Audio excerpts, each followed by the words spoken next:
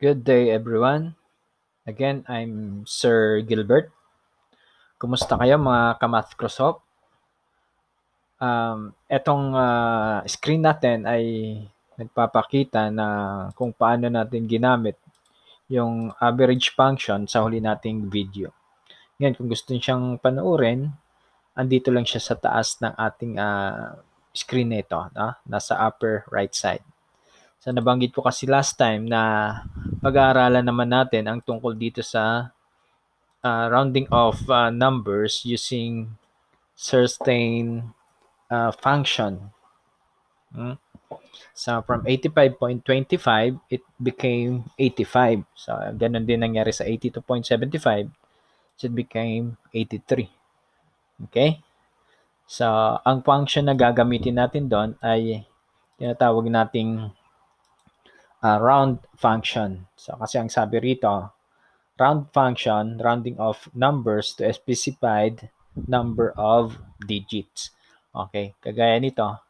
Sa example natin last time, yung student A, meron siyang tentative grade na 85.25. Ngayon, gagamitan natin siya ng rounding of round function. So just simply key in equal sign, then write the word round. Okay?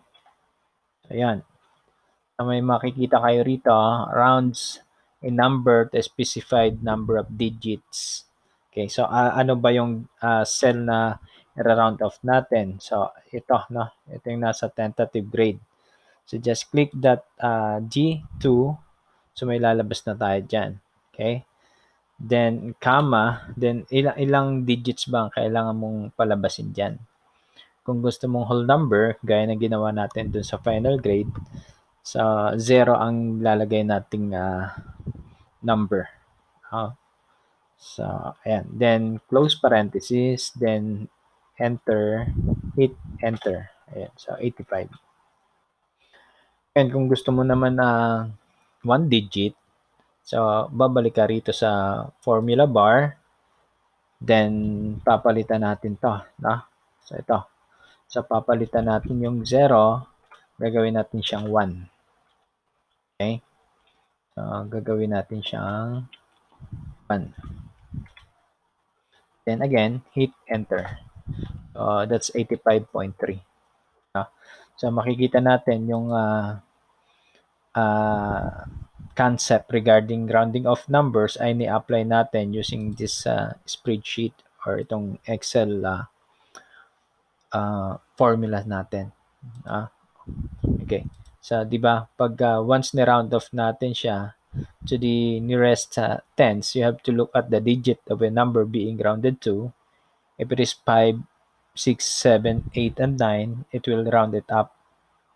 So otherwise, it will round it down. Meaning, pag round up siya, madadagdagan ng isa yung number na i-round off natin. Kung hindi naman, so as it is. So it will become 2. So in this case, to the right of a number being rounded to is 5. So therefore, the result will be 85.3. Okay? So ayan. So dito tayo sa pangalawa. Ngayon, kung gusto mong i-round off natin to, so pupunta ka rin doon sa cell na kung saan gusto mo siyang i-round off. Ito. So that's J3. Then don't forget to type the comma. Then 0. Okay? To make it a whole number. Then hit enter. Okay? So ayan. 77.25. Okay? So gusto mo rin uling whole number yan. So round. Then that's G4. Then comma 0. Then hit close parenthesis. Then hit enter. Okay? So kung gusto mo na, i-drag mo na lang siya. Yun, no? So makukuha natin yung formula dito. Okay, kung ano may formula dyan, once na drinag natin yan, so ganun, so ang mababasa natin dito, eto, i-round off natin yung 0G5 to the nearest whole number. Okay? Kaya naging 80 siya. Okay? So this time let's have this one, no? So round, let's say that G6 to whole number. Okay. So makikita nyo, meron siyang hashtags, no value. Kasi wala pang data dito eh. Okay? So ilalagyan natin, let's say, maglagay tayo ng student E.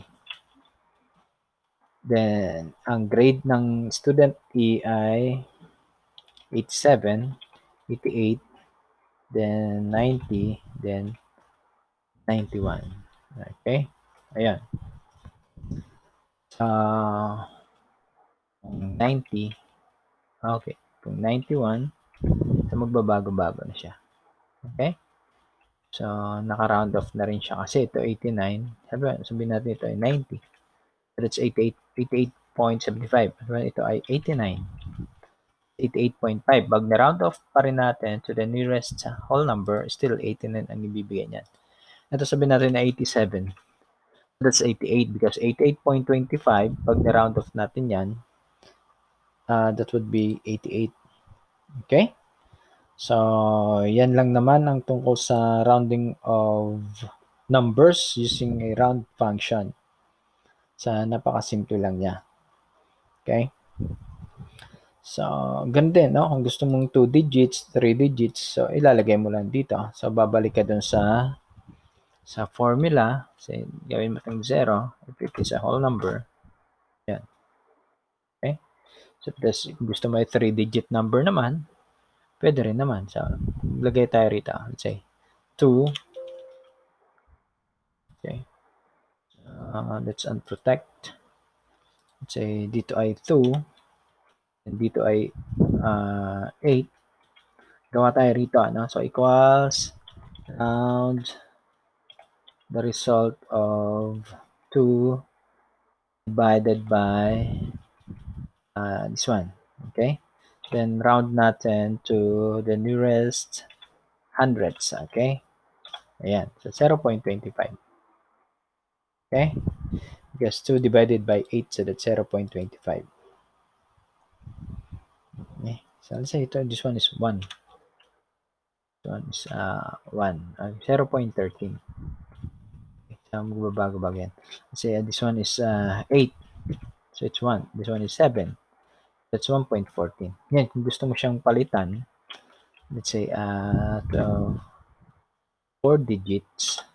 So, yan. So, 1.1429. Okay, so that's 8 divided by 7 equals 1.1429 to the nearest tens, hundreds, thousands, 10,000s. Okay, so ganun lang naman, no? Pag gusto mo siyang baguhin, so papalitan mo lang itong number of digits. So ito ay 3. So that would be 3. So yung gusto mo naman ay 2 digits lang. So that's 1.14. Okay, so ayan, huh? So that's all about round function. So muli ay sana nakatulong ulit itong video ito para sa inyong sasaliksik tungkol sa ating mga function na nandito sa ating Excel. Okay? Maraming salamat.